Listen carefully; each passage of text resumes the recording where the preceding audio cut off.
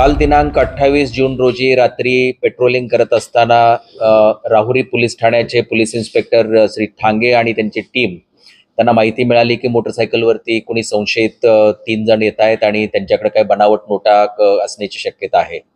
राहुरीमध्ये त्यांना अडवलं आणि त्यांची झडती घेतली तेव्हा त्यांच्या बॅगेमध्ये बनावट नोटा ज्या आहेत त्या मिळून आल्या। त्यानंतर त्यांच्याकडे अधिक विचारपूस केली तेव्हा लक्षात आलं की त्यांनी या बनावट नोटा ज्या आहेत या टेंभुर्णी या ठिकाणी बनवलेल्या आहेत। तत्काळ हे पथक जे आहे ते रात्रीच टेंभुर्णी या ठिकाणी गेलं आणि त्या ठिकाणी छापा टाकून पाहिलं असता त्या ठिकाणी एक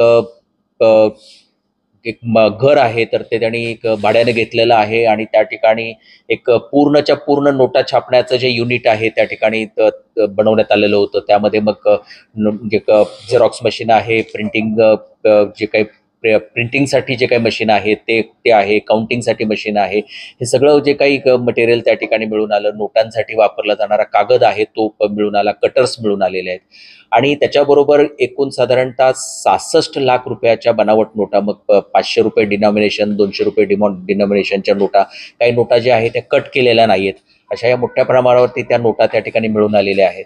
हे जे 3 आरोपी आहेत ते एक म्हणजे एक सोलापूर जिल्ह्यातला राहणार आहे, 2 कर्जतचे राहणारे आहेत। या तिघांनाही ताब्यात घेतलेलं आहे आणि पुढील तपास आम्ही करत आहोत।